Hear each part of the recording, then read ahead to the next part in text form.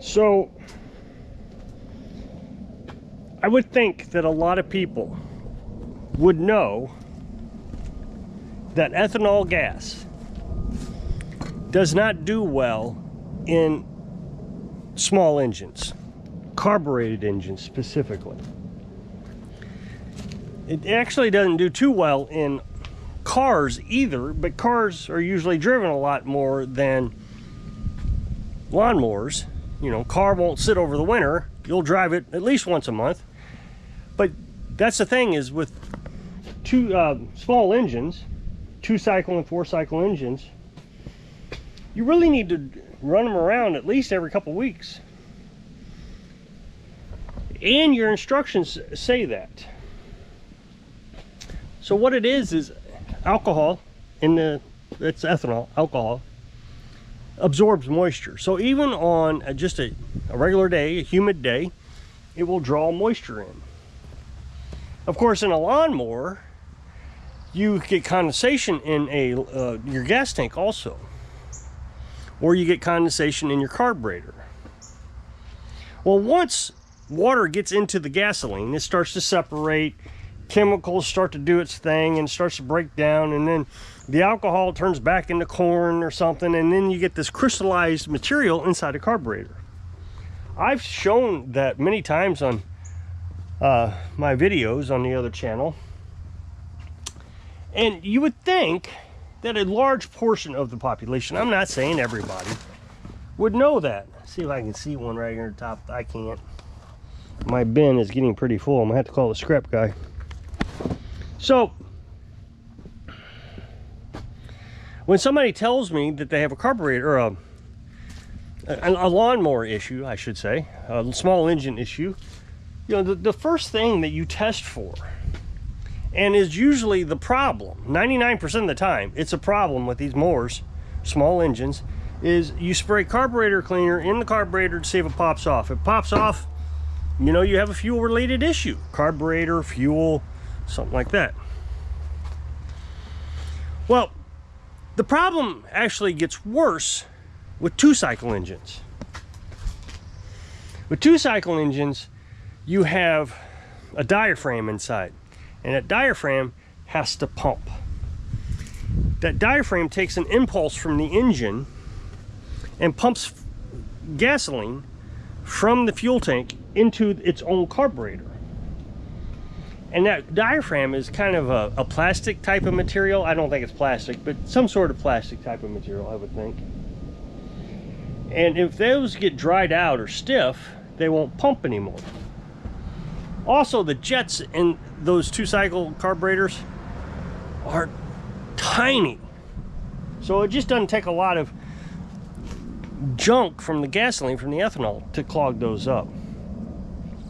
So usually the cheapest thing to do when you get a 2-cycle engine is not even mess with it. As soon as you realize it's a carburetor or fuel issue, just replace it with an aftermarket carburetor. It's so easy to do. Now, some people will say you can adjust that out, and that is a true statement. If you have a carburetor that has a stiff diaphragm or is a little gummed up, you can take a specialized tool. See if I can find it real quick. I have a whole bag of them, and they look like screwdrivers, but they're specialized. You can buy this whole package, I believe, for 10 or 15 bucks, and it just has different tip screwdrivers in here that you can use to adjust 2-cycle carburetors. And there's a whole variety of them.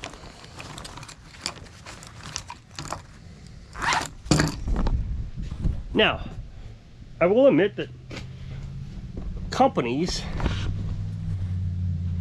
are required by the EPA to lean out the engine as much as possible.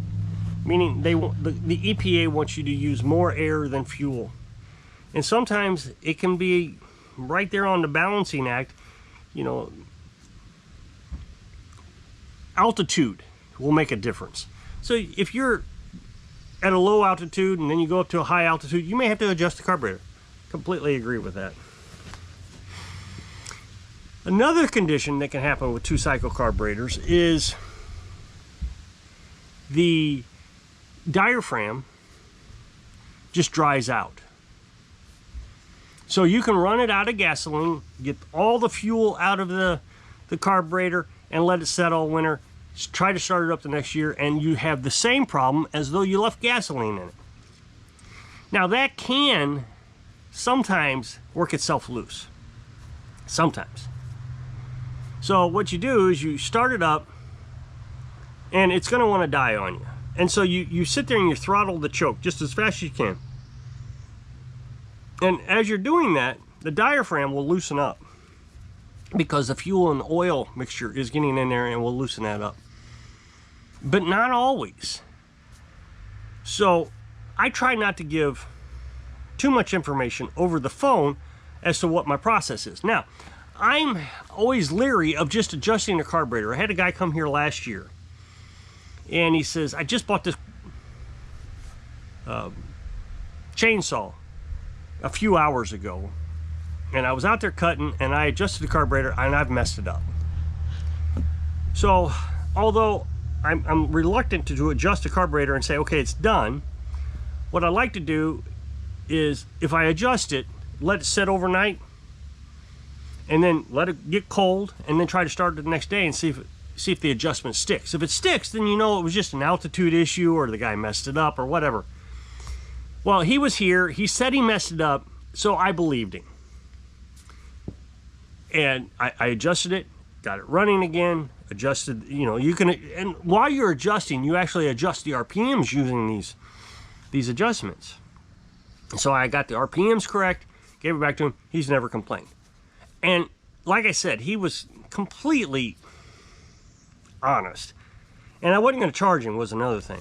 That was the important thing. And he was from out of town. And I felt like that was really important because out-of-towners aren't going to complain about coming out here, they're wanting to cut a tree down, and they messed up the chainsaw. They bring it to the local guy. Anyway, he gave me 20 bucks and he left. Well, this year I made a mistake. Lawnmower came in, he says, here's a carburetor. It was a HIPAA carburetor. I've told you this story. And I want you to change that out. And I said, okay. It seemed like a simple job. I don't know what I was thinking.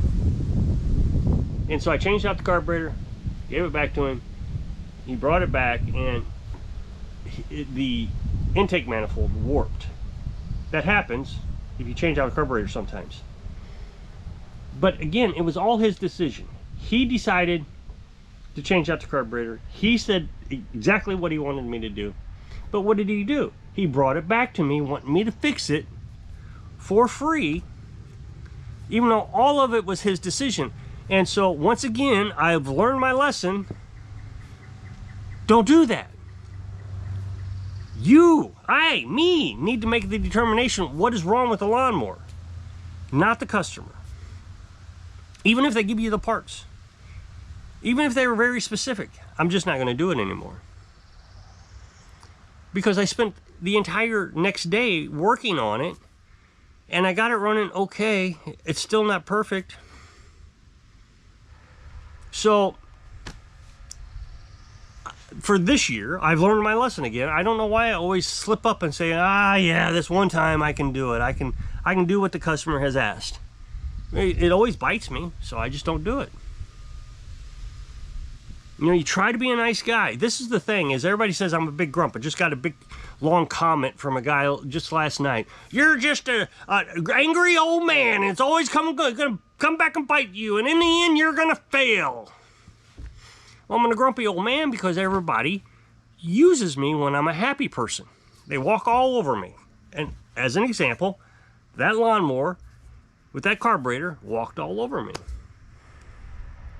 So yesterday I get a phone call, and he tells me his name, and he says, I got a chainsaw from Menards, and it just needs an adjustment. And I said, yeah. He said, can you do that? I said, yeah, I can adjust it, but I'm not saying that I'm going to be able to fix it with the adjustment. So if it needs a carburetor cleaned or a new carburetor, I'm going to go ahead and do that. And he says, I just bought it last year. I said, yeah, this new ethanol gas that we all use now, you know, your carburetors are only going to last about a year. He said, but this has been doing it ever since. I said, I understand, but you know, and the other thing is sometimes you can get these chainsaws from the store and that diaphragm is dried out. They've been sitting around for ages. And he says, I've been a mechanic for 35 years. And I don't mean to put down your mechanical skills. And I said, thank you very much for calling on this wonderful Sunday. Trying to give him a hint. He called me on Sunday. And I appreciate it. I'll talk to you later. Have a good day, sir. And I hung up. Because he immediately started to explain to me that he was smarter in mechanics because he was a mechanic for 35 years. As soon as I hung up the phone, Carolyn said, well, if he's a mechanic, why didn't he fix it himself? I wish I'd have thought of that because I would have said it. I really would like to have said, oh, good. That means your chainsaw is in good hands already, so you don't need me. But I didn't think of it. And the thing is Carolyn is very careful to judge people. She's always been that way. And she immediately just, why didn't he fix it? I don't know if she was judging him or if she was just curious, why didn't he fix it if he knows how to fix it? Which is a very good point. So,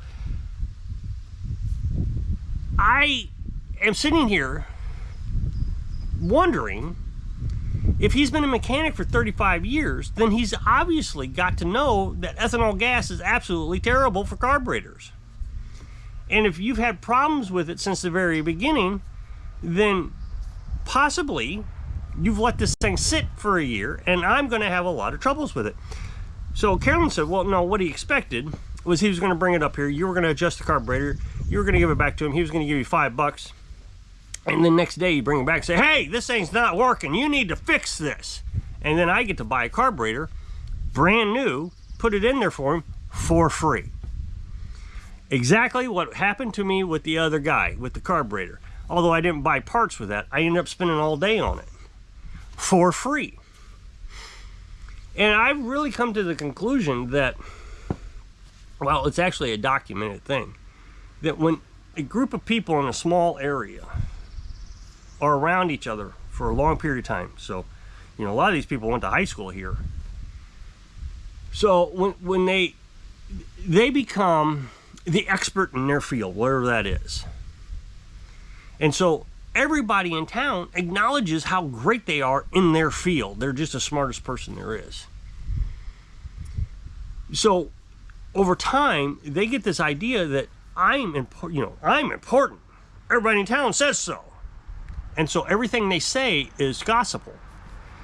Because I've noticed this with the people who have lived here full time tend to be very aggressive with me. They want it done their way, and when it fails, it's my fault. So anyway, you know, the problem is no matter how I handled that phone call, it wasn't going to work out. Carolyn and I talked about it quite a bit. If I'd have said, oh yeah, bring it on down, and I brought it on down, and I would have said, oh look, you know, can't get this adjusted out. Well, you don't know what you're doing. And then he would have ran around telling everybody I didn't know what I was doing. If I say, oh, well, thank you, sir, for calling on this fine Sunday. Talk to you again soon. Have a pleasant day, sir. Now he's going to go around telling everybody I'm a jerk and I don't know what I'm doing. I told this guy to adjust my carburetor and he told me he was going to have to replace it, which isn't what I said. I said I may have to replace it. My experience tells me, after, you know, all the chainsaws I've worked on that have ethanol gas in it, it's just easier to replace it with a $20 carburetor.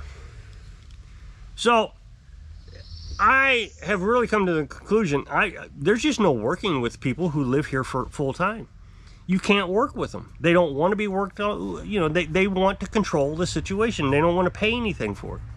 So I'm just going to be a Kansas City second home person, I think. You know, when I first started this, I really wanted to help the community, but they don't want help. They want to dictate. The people that want help, the people come from the Kansas City down here to their second homes, the rich people, and they just want to enjoy their weekend. That's all they want to do. So they drop off the lawnmower, say, fix it, I'll pick it up next weekend. Yes, sir. That I can tolerate. And they pay, they don't complain. So, I mean, I don't know. I mean, I've only had one complaint from a person who lived here full time, or lived here part time. So, I just don't think you can work with a small community. They don't want to be worked with. They just want to tell you how to do it, and when you don't do it, they just run your mouth.